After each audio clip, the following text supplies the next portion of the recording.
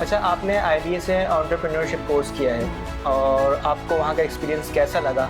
और जो नए लोग हैं जो वो कर रहे हैं, तो आप उनको क्या एडवाइस करना चाहेंगे? यानी कि अगर किसी ने सिर्फ मैट्रिक किया हुआ, इंटर किया हुआ, वो भी उसमें एडमिशन ले सकते हैं, रीच करे प्रोडक्ट को, तो उसमें उसको कहाँ तक सक्सेस मिलती है, या उसको फिर डिजिटल मार्केटिंग पे भी फोकस करना है? मतलब आने वाले नेक्स्ट 5 ईयर किस तरह आप अपने बिजनेस को लेकर चलेंगी? लोगों को थोड़ी बहुत एडवाइस दें कि वो किस तरह इसको ओवरकम करें। अच्छा, कुकिंग आप करती हैं, तो सबसे अच्छा कौन सी डिश बना लेती हैं आप, ये बताएं।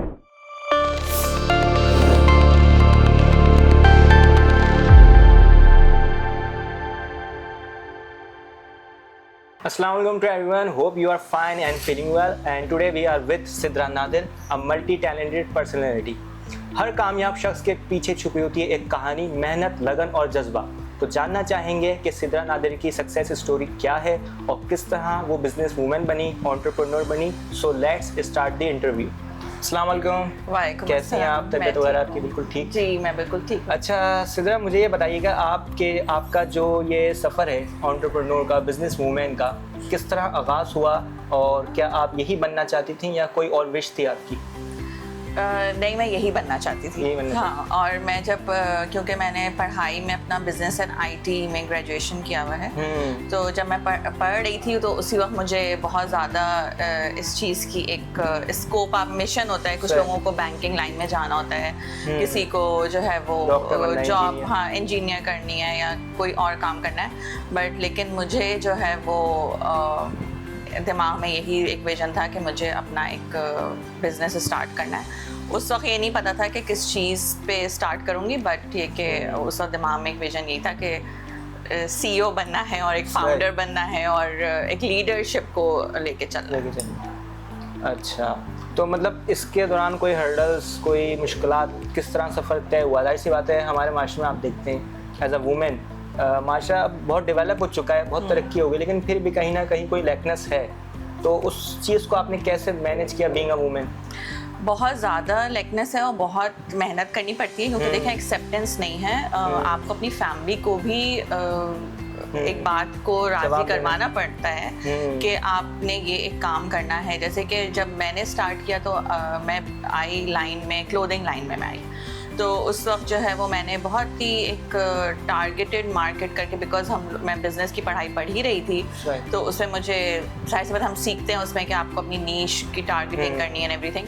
तो मैंने बहुत स्पेसिफिकली वो काम स्टार्ट किया और उस वक्त इतना मेरी अम्मी मुझे बहुत सपोर्ट करती थी। और उसके बाद फिर मुझे काफ़ी टाइम लगा ये बात एक्सेप्ट करवाने में कि जी मतलब एक बिज़नेस किया जा सकता है और एक कारोबार किया जा सकता है, घर को भी मैनेज करने के साथ साथ। सही सही। अच्छा, आपकी जो काम है वो डिफरेंट है, यानी कि फ्रेग्रेंस के हवाले से भी आपने प्रोडक्ट लॉन्चिंग है, मार्केटिंग स्ट्रेटजी भी आपकी हैं और बिजनेस वूमेन भी हैं आप। ये सब मल्टीपल जो फील्ड है उसमें काम कर रही हैं।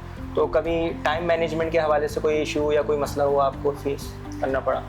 टाइम मैनेजमेंट किस तरह करती हैं आप, ये बताएं। हमारी ऑडियंस जानना चाहेगी, क्योंकि वो जाहिर सी बात है एक ही जगह स्टक हो जाते हैं। बात लोग वो नहीं कर पाते कि नहीं यार पता नहीं होगा नहीं होगा। हाँ बिल्कुल। अच्छा, इसको इस तरह से मैं बता देती हूँ कि देखें, पहले तो सबसे पहले जो चीज़ होती है वो होती है कि नो योर सेल्फ। आपको पहले अपने आप को जानना बहुत ज़रूरी है कि आपके अंदर ये एबिलिटी है, क्या आप ये कर सकते हैं। और ये भी बहुत ज़रूरी नहीं होता कि आप मल्टीटास्किंग कर सकें। I was not a multitasker, but मैंने अपने आप को इस तरह से एक सिखाया कि नहीं, मुझे ये करना है और मुझे मल्टीटास्किंग करनी है। मुझे अपने 24 आवर्स को इस तरह से ब्रेकआउट करना है उसको कि मैं सब कुछ कर सकूं। उसमें सबसे पहले तो ये कि जब मैंने क्लोथिंग लाइन में मैंने काफ़ी काम किया for international market, not for a local market at all. और उसमें ये था कि फिर जब एक सर्टेन टाइम के बाद आपको फील होता है कि you know you are stuck somewhere, आपकी ग्रोथ नहीं हो रही और आपको शायद कुछ अपग्रेड करना है लाइफ में, तो उसमें फिर मैंने ये किया कि मैंने फिर रिसर्च शुरू करी कि मुझे जो है वो आगे पढ़ना है। और तो फिर मैंने देखा कि डिजिटल मार्केटिंग का बहुत अच्छे कोर्सेज हो रहे हैं, तो फिर मैंने एडवांस डिजिटल मार्केटिंग किया IDM पाकिस्तान से। जब मैंने उस कोर्स को स्टार्ट किया और मैंने करना शुरू किया, तो उसमें हुआ ये कि उसमें आपको यही सिखाया जाता है कि आपको अपना बिजनेस कैसे डेवलप करना है। और उसमें आपको ये भी सिखाते हैं कि जी आप सर्विसेज में कैसे हैं। हमारे एक बहुत अच्छे टीचर हैं सोशल मीडिया मार्केटिंग वो पढ़ाते हैं वहाँ, तो उन्होंने ये बात एडवाइस की थी हम स्टूडेंट्स को कि हम लोगों को सर्विसेज में पहले आना चाहिए, फिर अपने बिजनेस में आना चाहिए। सो मेरे लिए ये बहुत विन विन सिचुएशन थी, बिकॉज मैं पहले कारोबारी दुनिया का एक एक्सपीरियंस कर चुकी थी, तो फिर मैंने सर्विसेज में मैं आ गई। और जब मैं सर्विसेज में आई तो उसकी बहुत इंटरेस्टिंग एक स्टोरी है शेयर करना क्योंकि देखिए मैं जो थी ना वो बिल्कुल ये जो ऑनलाइन काम है या कॉर्पोरेट का जो काम है मैं उससे बिल्कुल हटी हुई थी। सर्विसेज में मतलब मैं इतना लोगों को जानती नहीं थी, लेकिन मैंने क्या किया कि मैंने उसी इंस्टीट्यूट का, क्योंकि हम ऑनलाइन पढ़ते थे, तो मैंने ऑनलाइन ही सबसे कनेक्ट हुई in the class and we make a community मैंने बनाई। और मैं लोगों से मैंने मीटअप्स किए, अरेंज किए, और मैं अपने लाइक माइंडेड पीपल से मिली इन कराची, लाहौर, इस्लामाबाद। मैं हर जगह खुद गई। मैं किसी को जानती नहीं थी, लेकिन मैं उस शहर में खुद गई और मैं लोगों से मिली और मैंने पूरा एक कम्युनिटी ग्रुप बनाया और इस तरह से फिर सबका फ़ायदा हुआ उसमें। और फिर उसमें हम लोग ने सोशल मीडिया मार्केटिंग पे बहुत काम किया, टीम्स बना के, और मेरे अलावा भी और लोगों की टीम्स बनी, सबको फ़ायदा हुआ उससे। तो देखें मैं यहाँ पे एक बात ये करना चाहूँगी कि देखें अगर आपकी टीम बिल्डिंग स्ट्रॉन्ग नहीं है तो आप सक्सेसफुल नहीं। टीम वर्क डिपेंड करता है। बिल्कुल, और आपको इस तरीके से लोगों को लेके चलना है कि वो लॉन्ग रन आपके साथ चलें। और अगर कोई भी आपके साथ लॉन्ग रन नहीं चल रहा या आपको ऐसा फील हो रहा है there is a negative vibe, if you are you know आप उसको लग रहा है कि नहीं सही चल रहा, तो ठीक है ना, गुड नोट, आप उस चीज़ को आप उससे अलग करके आप अपना जर्नी को परस्यू करें, आपको और लोग मिल जाएंगे। तो ये है कि फिर मैंने वहाँ से मैंने बहुत उस पर काम किया और फिर बहुत अच्छी मेरी टीम है, अभी भी हम लोग काम करते हैं। वो उसके लिए मैंने सबसे देखें हम लोग क्या होता ही है, डिजिटल मार्केटिंग लोग करते हैं बहुत, इसको आजकल बहुत ज़्यादा इन है, सोशल मीडिया मार्केटिंग सर्विसेज बहुत ज़्यादा इन है ये चीज़। उसमें करते क्या है लोग कि हमें ये होता है कि हमें बस जल्दी से बाहर का एक क्लाइंट मिल जाए और हम उससे डॉलर कमाना शुरू करते हैं। सही कह रही हैं आप। सही है, बहुत मतलब लोगों के दिमाग में यही है कि हम फौरन इन हो, बस डॉलर आने लग जाए हमारे अकाउंट में। जी, उसमें होता क्या है, आपने गैप कर दिया। जिस जगह आपने सीखा, जिस एनवायरनमेंट में आपने उसको गिव बैक नहीं किया, तो ये जो एक अपनी नेचर उसको थोड़ी सी सोच को बदलें। मैंने काम किया, मैंने कराची मतलब पूरे ऑल ओवर द पाकिस्तान मैंने लोगों के स्टार्टअप्स के साथ काम किया, न्यू जो ई कॉमर्स स्टोर्स थे उनको डेवलप किया, ब्रांडिंग करी। उसमें फ़ायदा क्या हुआ, मेरी अपनी लर्निंग हो गई बहुत ज़्यादा। आज यहाँ तक पहुँचने में जो सारी बात है वो ये है कि आप ज़ीरो से अपने आप को भी स्टार्ट करें। आप ज़रूर डॉलर में अपने जो प्लेटफॉर्म्स है उससे आप ज़रूर कमाएं, आप लेकर आएं, लेकिन आप उन लोगों को नहीं छोड़ें जो कि आप हमारे मुल्क के जो लोग हैं जो छोटे स्मॉल बिजनेसेस करते हैं उनको भी आप प्रमोट करें। सही। अच्छा, जैसे आजकल आप देखें ई कॉमर्स के हवाले से जो बहुत हर कोई चाह रहा है मैं ई कॉमर्स कोर्स करूँ, ई कॉमर्स में एंट्री करूँ अपनी, तो वो वहाँ पे फिर उस हवाले से कॉम्पिटिटर्स भी देखता है, ये सब चीज़ें देखता है। तो इसमें क्या कहना चाहेंगी आप, इस हवाले से क्या करना चाहिए? अच्छा देखें, सबसे बड़ी बात तो ये, सबसे पहली बात जो इसमें एक बहुत ही बड़ा मिसकंसेप्शन है एक बात का, वो ये है कि कॉम्पिटिटर कौन होता है? कॉम्पिटिटर वो होता है जिसके साथ आपने एक वक्त पे दौड़ना शुरू किया और आपको रेस एक वक्त पे ख़त्म करनी है, तो उसमें कौन पहला कौन दूसरा, ये होता है कंपटीशन। अब एक शख्स ने अपना जर्नी 6 महीने पहले शुरू किया या 1 साल पहले शुरू किया, तो आप एक दिन में या 1 महीने में वहाँ तक कैसे पहुँच जाएंगे? तो देखें ये कॉन्सेप्ट आप अपने दिमाग से बिल्कुल निकाल दें। आपके दिमाग में ये होना चाहिए कि I am contributing to a community and I am contributing to a society. सही है, जो एक सर्कल जिसमें भी आप क्लोथिंग लाइन कर रहे हैं, आप ज्वेलरी कर रहे हैं, आप परफ्यूम का ब्रांड्स में, आपके दिमाग में ये चीज़ होनी चाहिए। आपको ये नहीं होना चाहिए कि जी फलाना ने स्टार्ट किया, उसने, देखिए हम अभी ये 1 साल में ही कितने परफ्यूम ब्रांड्स आए हैं, कितने लोग गायब हो चुके हैं। हाँ, लॉन्चिंग आपका लॉस हुआ, आपने अपना लॉस किया।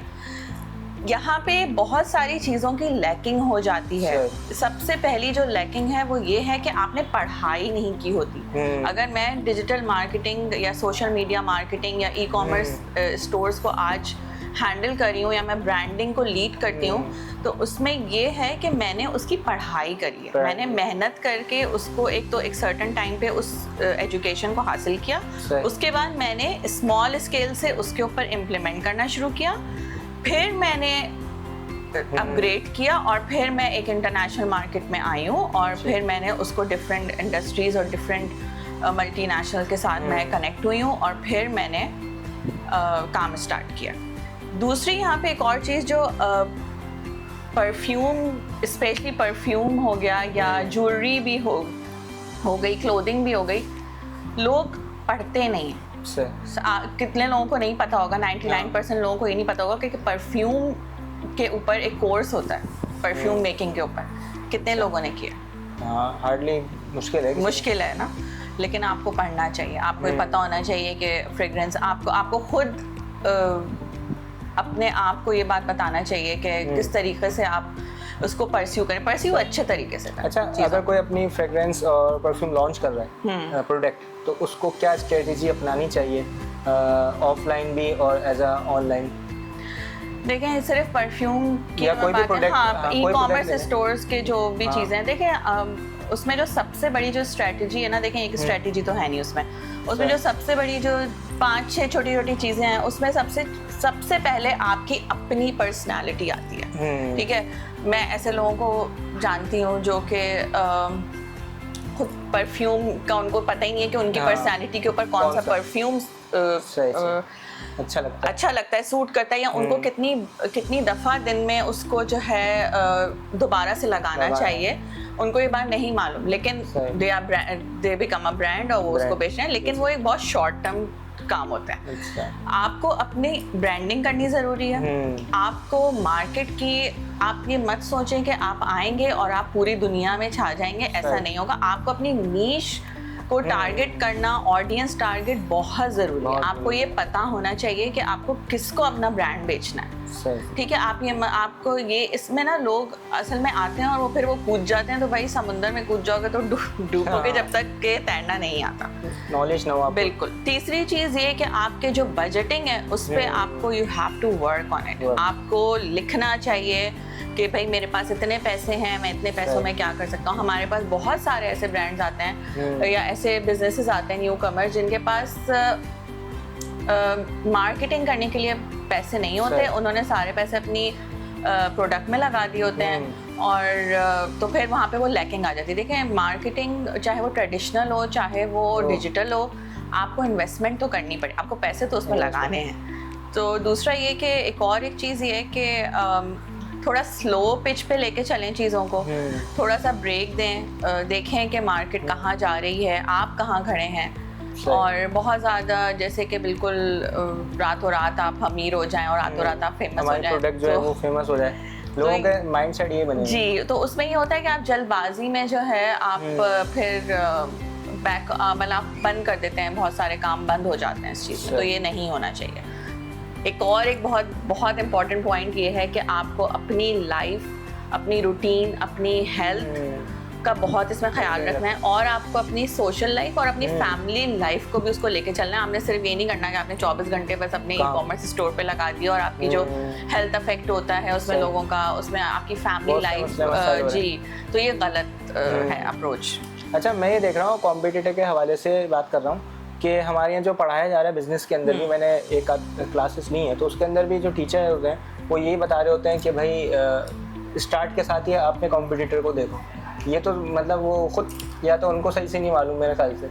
असल में ये जो कंपटीशन वर्ड है ना, कॉम्पिटिटर, ये गलत यूज़ होता है। आपको ये बताना चाहिए कि आप जो है वो इस ब्रांड को स्टडी करें, इस ब्रांड को आप जो है वो इसको आप एज अ इंस्पिरेशनल लेके चलें कि भाई आपने उसकी स्ट्रैटेजीज़ को देखें, मतलब आप उसको पूरा स्टडी करें, उसके ऊपर एक नज़र रखें। अच्छा, इससे एक नेगेटिव पॉइंट मैंने ये नोट किया है कि लोग फिर लास्ट टाइम उस बिज़नेस में आते भी नहीं हैं, कि भाई वो कहते हैं यार ये तो हमारे पास इतने कॉम्पिटिटर्स हैं, मैं नहीं जा रहा और हर कोई कर रहा है, तो वो निगलेक्ट करते हैं उस फील्ड में इंटर होने को। ये भी नेगेटिव पॉइंट है मेरे ख्याल से। बिल्कुल नेगेटिव पॉइंट है। देखें गाड़ियां भी तो लोग चला ही रहे हैं ना सब, तो इसमें ये तो कोई बात नहीं है कि जी ट्रैफिक बहुत है तो हम गाड़ी नहीं चला रहे। तो ये माइंडसेट ही मैंने लोगों से सुना है। हाँ, ये गलत माइंडसेट है। आपको वही वाली बात है कि आपको अगर इफ यू थिंक, जैसे कि मुझे अगर किसी कोई ब्रांड अगर अप्रोच करता है तो मैं उसको पहले देखती हूँ कि हाँ ये जैसे कि फ्रेग्रेंस की भी जो काम हो रहा है, तो ये कि मुझे खुद शौक है अच्छी खुशबू लगाने का, तो मैं वही उसी खुशबू को हम लोग उसको इस लेवल पे लेके आते हैं और फिर उसको मैं खुद मिक्सिंग का काम है मेरा, खुद मैं करती हूँ। तो उसमें ये कि आपको पता होना, you have to study it. तो और यहाँ पे एक और एक चीज़ है कि देखें आपका जो ब्रांड होता है ना, उसकी सबसे बड़ी कामयाबी किस चीज़ की होती है? कामयाबी है कि आपका जो कस्टमर है ना वो रिटर्न हो जाए। आपका जब एक कस्टमर जहाँ से आपका वो दोबारा आ गया ना, इसका मतलब आप एक कामयाबी के उसमें चल चुके हैं। अच्छा, आप जो प्रोडक्ट की मार्केटिंग के लिए अप्रोच आपसे लोग करते हैं जी, तो वो आप उस पर मतलब किस तरह करती हैं और क्या चार्जेस आपके वगैरह होते हैं? चार्जेस तो डिपेंड करता है। देखें मेरे पास मैंने अपनी स्टेजेस टीम की बनाई हुई है, I have a different teams, और उसमें ये होता है कि जो हमारे स्मॉल बिजनेसेस हैं उसके लिए मेरे पास न्यूबीज़ हैं जो टीम है। कोई भी मुझसे अप्रोच करता है मुझे कि जी हम आपके साथ मतलब काम करना चाहते हैं एनी प्रोजेक्ट पे एनीथिंग, तो उसमें जो है वो उसके डिफरेंट चार्जेस होते हैं। डिपेंड करता है कि जो न्यू प्रोडक्ट आई है अगर मार्केट में अभी लॉन्च हुई है तो उसके हवाले से क्या होता है आपका सिनेरियो? देखिए डिपेंड्स करता है सामने वाले की बजटिंग पे भी बहुत डिपेंड करता है ये। और फिर हमारे पास एक टेक्निकल, मेरे पास एक टीम है जो कि डेवलपमेंट साइड की टीम होती है, जो कि जिसमें कि आपको पूरी कोडिंग वगैरह होती है, हर चीज़ ऐप डेवलपमेंट है, वेबसाइट है, ये सारा एक सिनेरियो होता है। फिर एक टीम है मेरी जो कि पूरी सोशल मीडिया को देखती है ना, हाई एंड लाइक उसमें गूगल एड्स हो गए सबसे ज़रूरी चीज़, फिर मेटा एड्स हो गए और भी जो भी प्लेटफॉर्म्स हैं उसको। तो it depends also and it's also depends कि आपका, क्योंकि देखें जो एक प्रोडक्ट बना रहा है या अपनी प्रोडक्ट लेके आता है या अपनी कोई सोल्यूशन लेके आता है और हमें कहता है कि हमें इसकी मार्केटिंग करानी है, तो उसके पास वो विजन नहीं है जो विजन एक मार्केटर के पास है। जो विजन मैं देख रही हूँ उसका अगले 5 साल में या 10 साल में वो नहीं देख रहा होता। तो क्योंकि जाहिर सी बात है कि वो अपनी प्रोडक्ट बनाने में ज़्यादा उस फोकस होता है, तो फिर हम उसको उसी तरीके से गाइड करते हैं और उसी तरीके से फिर हम उसको लेके चलते हैं। अच्छा, आपने IBA से एंटरप्रेन्योरशिप कोर्स किया है और आपको वहाँ का एक्सपीरियंस कैसा लगा? और जो नए लोग हैं जो वो कर रहे हैं तो आप उनको क्या एडवाइस करना चाहेंगी? वो कोर्स बहुत अच्छा है। अगर कोई वो एक वुमेन एंटरप्रेन्योर मतलब लड़कियों के लिए खास टॉपिक करवाया जाता था, आई थिंक अभी भी होता ही होगा। तो उसमें ये कि उसमें भी मुझे यही फ़ायदा था कि पहले से, क्योंकि मैं एक चीज़ मैंने सीखी हुई थी और मैं कर रही थी, तो वो मेरे लिए बहुत अपग्रेड एक कोर्स था। और जब उनके यहाँ की मैनेजमेंट से आपकी बात होती है तो फिर उन लोगों ने मुझे ऑन बोर्ड किया था फॉर अ मेंटोरशिप और अदर प्रोग्राम्स जो उनके चल रहे थे सीज़न। उसमें ये होता है कि देखें उसमें वो आपको सिखाते हैं कि बर्ड्स इन हैंड, जो भी चीज़ आपके हाथ में है, आपके घर में जो चीज़ मौजूद है, उससे आप अपना कारोबार छोटा मोटा कैसे शुरू कर सकते हैं। तो उसमें अच्छी चीज़ होती है और उसमें बहुत सारी ख़वातीनें उसको आगे मैनेज भी कर लेती हैं with the family and everything. लेकिन कुछ चीज़ें वहीं अगर लैकिंग होती है तो फिर उसकी वो गाइडेंस भी देते हैं हम लोग के किस तरीके से आप उसको डिजिटल लेके चलें। एडमिशन लेने का कोई क्राइटेरिया है, क्या है? नहीं, कोई क्राइटेरिया नहीं है उसका। यानी कि अगर किसी ने सिर्फ मैट्रिक किया हुआ, इंटर किया हुआ, वो भी उसमें एडमिशन ले सकता है? हाँ, ले सकता है, लेकिन मैं रेकमेंड नहीं करूँगी किसी को, बिकॉज आप थोड़ा सा पढ़ लें और उसके बाद फिर थोड़ा सा आप अपने आप को एजुकेट कर लें, कहीं पर ले आएँ, फिर आप उसको। ठीक है। अच्छा, मार्केटिंग के हवाले से डिजिटल मार्केटिंग है, सोशल मीडिया मार्केटिंग है, ये चीज़ें, तो अगर एक आदमी, वो जाहिर सी बात है डिजिटल मार्केटिंग में आप पे करना पड़ता है आपको सॉफ्टवेयर वगैरह इन चीज़ों पे ना, तो अगर कोई सिर्फ फेसबुक इंस्टाग्राम वगैरह पे अपनी रीच करे प्रोडक्ट को, तो उसमें उसको कहाँ तक सक्सेस मिलती है या उसको फिर डिजिटल मार्केटिंग पे भी फोकस करना है? अच्छा देखें, एक होती है पेड मार्केटिंग और एक होती है ऑर्गेनिक मार्केटिंग। इसमें 2 चीज़ें होती हैं। तो जो ऑर्गेनिक मार्केटिंग होती है वो उसमें ही होता है कि बस वो आपको खुद ही से आपने वो बस सुबह रात दिन शाम आपने जो है वो बस काम उसके ऊपर करना है, पोस्टें डालनी है, लाइव आना है, या आपने जो है उसकी खुद से ग्रुप्स में उसको जो है वो सेटल करनी है चीज़ें एंड एवरीथिंग। तो वो आपको खुद ही करना है और वो एक सर्टेन टाइम तक अगर आप कर सकते हैं तो वेल एंड गुड, आप उसको करते रहिए। लेकिन अगर आप वो नहीं कर सकते हैं और आपको अपनी प्रोडक्ट को अपग्रेड करना है या आपको पैसा उसमें लगा, you have if you want to invest it, तो आप ज़रूर इन्वेस्ट करें और आप पेड मार्केटिंग की तरफ ज़रूर आए। सही। अच्छा, आप मुझे ये बताइएगा कि आपके फ्यूचर प्लान क्या है, मतलब आने वाले नेक्स्ट 5 ईयर किस तरह आप अपने बिजनेस को लेकर चलेंगी? अच्छा, फ्यूचर प्लान्स 5 इयर्स की आपने बात की, तो मैं यहाँ पे एक चीज़ बिल्कुल ऐड करना चाहूँगी कि जितने लोग भी इस फील्ड से रिलेटेड हैं या जो ये काम करते हैं, आपको अपना 5 साल का एक टारगेट रखना ज़रूरी है लाइफ में। आप उसमें आप अपने पैसे की जो भी इन्वेस्टमेंट है और सेविंग्स है वो आप ज़रूर कीजिए, उससे आपको बहुत फ़ायदा होगा, क्योंकि आपका एक गोल सेट होना चाहिए कि आपने जी या मैंने घर ख़रीदना है या मैंने कहीं ट्रैवल करना है या मैंने जो भी आपको क्या इन्वेस्टमेंट करनी है, तो आपका एक 5 साल का गोल बहुत ज़रूरी है आपकी ज़िंदगी में। दूसरी चीज़ ये कि मैं कहाँ देखती हूँ, मैं जो हूँ अपने आप को टेक वर्ल्ड में ही देखती हूँ एक दुनिया में, क्योंकि जो है वो अभी जिस तरीके से ये सारी चीज़ें जितनी तेज़ी से अपग्रेड हो रही हैं और हम मतलब मैं जितनी मेहनत से पढ़ाई भी कर रही हूँ और उस चीज़ को मैं प्रोजेक्ट्स लाइन अप करती हूँ और मैं चल रही हूँ चीज़ों को लेके, तो आई थिंक कि मैं अपने आप को एक कॉर्पोरेट टेक की ही वर्ल्ड में देख रही हूँ। अच्छा, आप ये जो मल्टी टास्किंग काम कर रही हैं, तो आप इस जर्नी को किस तरह मैनेज करती हैं? अपनी पर्सनल लाइफ भी होती है, ऐसी बात है, तो किस तरह आसान है या थोड़ा डिफ़िकल्ट है? लोगों को थोड़ी बहुत एडवाइस दें कि वो किस तरह इसको ओवरकम करें। मैनेज करना मुश्किल होता है, बहुत मुश्किल होता है समटाइम्स, बिकॉज आपको क्योंकि ज़्यादातर हम रिमोटली काम कर रहे होते हैं, तो उसमें घर में आप रह के काम कर रहे होते हैं, तो आपसे वर्क फ्रॉम होम होता है ज़्यादा, तो सब लोग समझते हैं ये तो बहुत फारिग बैठी है और ये तो फारिग, हाँ वर्क फ्रॉम होम ही तो करिए। तो उसमें थोड़ा मैनेज करना मुश्किल हो जाता है, क्योंकि आप फिर एक जोन में काम कर रहे होते हो और फिर वो डिस्ट्रैक्शन हो जाती है। एक ये सबसे बड़ा चैलेंज जो है वो मैं फेस करती हूँ अपनी रूटीन में। दूसरी चीज़ ये कि देखें, आपके पास 24 आवर्स हैं लाइफ के। मुझे बहुत ज़्यादा सोना नहीं पसंद है, 5 घंटे की नींद इज़ फाइन विद मी। तो उसमें ये कि फिर आप अपने दिन को बिल्कुल शेड्यूल करें, अपने डेज़ को शेड्यूल करें, जैसे कि क्योंकि मैं घर भी देखती हूँ और मैं काम भी कर रही हूँ, तो मैं वीकेंड्स अपना काम के लिए नहीं रखती हूँ। I have a social life, मेरे कुछ बहुत सेलेक्टेड फ्रेंड्स हैं, मैं उनसे मिलती हूँ, और मोस्टली मैं संडेज़ को या सैटरडेज़ को मैं कुकिंग करती हूँ, और मैं क्या कि मुझे जो कमिंग वीकडेज़ है उसमें मुझे इतना मुश्किल नहीं हो, तो मैं वो क्योंकि मुझे कुकिंग करने का बहुत शौक है, तो वो भी मैं करके रख लेती हूँ। तो इस तरह the way I manage everything. और उसमें एक और भी चीज़ है कि इतनी सारी मैं चीज़ें कर रही हूँ। I was in a clothing business and fragrance भी है, फिर हमारा टेक भी है, सोशल मीडिया मार्केटिंग है, सब कुछ है। तो देखिए, इसमें ये होता है कि you have to manage it like कि आपको थोड़ी चीज़ों को ब्रेक भी देना पड़ता है। जैसे कि अभी मैंने काफ़ी काम कर लिया क्लोथिंग लाइन में, तो मैंने अभी उसको ब्रेक दिया हुआ है, थोड़ा कम, बहुत कम किया हुआ है, 2% टाइम वर्किंग ऑन इट, फिर मैं बाकी चीज़ों को और उसको मैनेज कर रही हूँ। तो आप हर चीज़ को अपना टाइम दें और आप उसको मैनेज कर सकते हैं अगर आप चाहें तो। आप stop scrolling your mobile phone and दूसरों की फिक्र में और डिप्रेशन में बैठने से दूर रहें। मैं ये मैसेज है कि मैं देना चाहती हूँ, बस उसकी फ़िक्र छोड़ दें, अपनी फ़िक्र करें, और अपने आप से आपकी असल जंग है या कंपटीशन आपका अपने आप से। अच्छा, कुकिंग आप करती हैं, तो सबसे अच्छा कौन सी डिश बना लेती हैं आप, ये बताएं।